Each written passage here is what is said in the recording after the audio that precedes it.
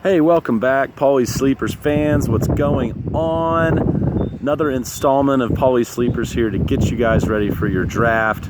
I know it's only May. Before you know it, it'll be July, August, time to draft, and you should start thinking about these things now if you want to be competitive in fantasy football. I'm sure some of you are, not as into this as me and some of my friends are, and probably aren't looking to check this stuff out now, but maybe you archive these videos and check them out later and kind of track what we're tracking. I'm going to give you some draft day advice today to help you win your league. So the first thing we're going to talk about is the quarterback and tight end theory that you can wait on these positions. There's going to be some situations where you want to wait on these positions, but my contention is that waiting on a quarterback is not a good strategy, okay? And same thing with tight end. And let me explain, okay? If you can get a top quarterback and a top tight end, that will allow you to not worry about that position and not worry about having to draft multiple players at that position, okay?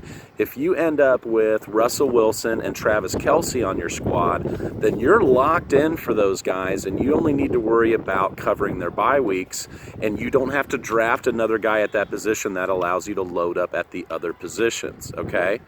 So we want quarterbacks that run the ball to get those extra running points. We want Aaron Rodgers, Russell Wilson, Deshaun Watson, Cam Newton. Later on in drafts, if those guys aren't available, Alex Smith is very underrated as a running quarterback. He'll run 40, 50 yards a game and rush you for 3, 4, 5 touchdowns a game. He's never considered a running quarterback, but that's good because people don't think of him as that. And trust me, he will get you yards on the run. And then even later on, guys like Tyrod Taylor and Lamar Jackson, maybe even a Baker Mayfield, those guys are all going to run the ball too. So yes, you can wait on quarterbacks, but don't make that your strategy is what I'm saying. I like to try and get one in the top 6 rounds, quarterback and tight end. So I can, like I said, load up on running back and wide receiver, the skill positions on through the draft. So don't force it, okay? And another thing that you want to do, and then our next tip, is to do and value tier-based drafting, okay? So later on this summer, we're going to start coming out with some rankings for you guys, and I'm always going to do my rankings in tiers because that's how I draft. So what you do is you've got tier 1, tier 2, 3, 4, 5. And what you do is, if all the tier 1 quarterbacks are gone and you start freaking out about a quarterback, but there's still tier 1 wide receivers and running backs on the board, then you go for that position and you wait. There's no reason to force it and get that top tier 2 quarterback when the next 6 guys behind him are all going to be within 5 or 10 points of themselves when the smoke clears at the end of the season. Okay, get what I'm saying? Same thing with tight end. If you don't get Gronk, Ertz, Kelce, Evan Ingram, then wait. Don't force yourself to take a Jimmy Graham or a Delaney Walker or a Jack Doyle or somebody like that. What I've been doing in some of my mock drafts is waiting and picking up a guy like Jordan Reed and Tyler Eifert. They're both top 5 upside position players if they stay healthy. And what are the odds of them both getting hurt? Well, actually, the odds of them both getting hurt are probably still pretty strong because they both get hurt a lot. But at that point, you could stream the position if you have to. Get those guys instead of getting like David Njoku or Trey Burton. I mean, he might have a good year, but I'm not going to stretch to get a guy like that. Tier-based drafting is also what a lot of NFL teams do. Ballard, who's our new president, our new GM in the Colts, explained how they do the draft, and they do a value-based, tier-based draft system too. So, and he was very successful drafting for the Chiefs and for the Bears. So if this is what NFL coaches are doing, successful NFL coaches, then that's what we should be doing too. We also want to look at our rookie running backs, okay? I talk about this all the time, but I can't stress this enough. These guys can be huge value for you.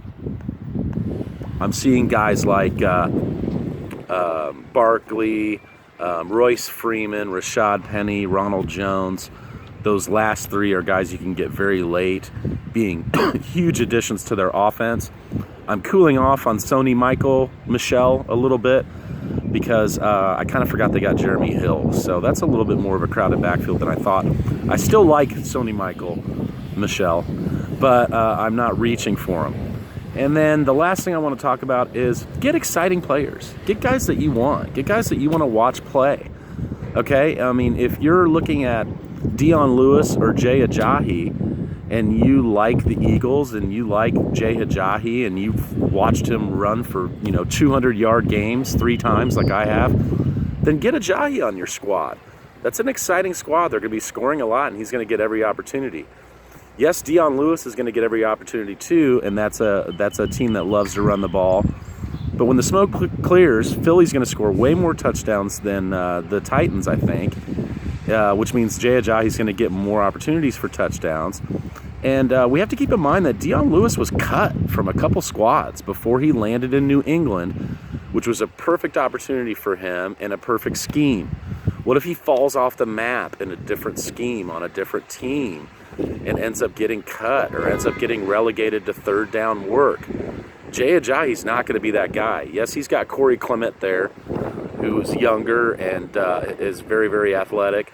But LeGarrette Blount is out of town, so Jay Ajayi's going to get every opportunity. Now, I mentioned before, once his knees go, he's done. But, we can worry about that later.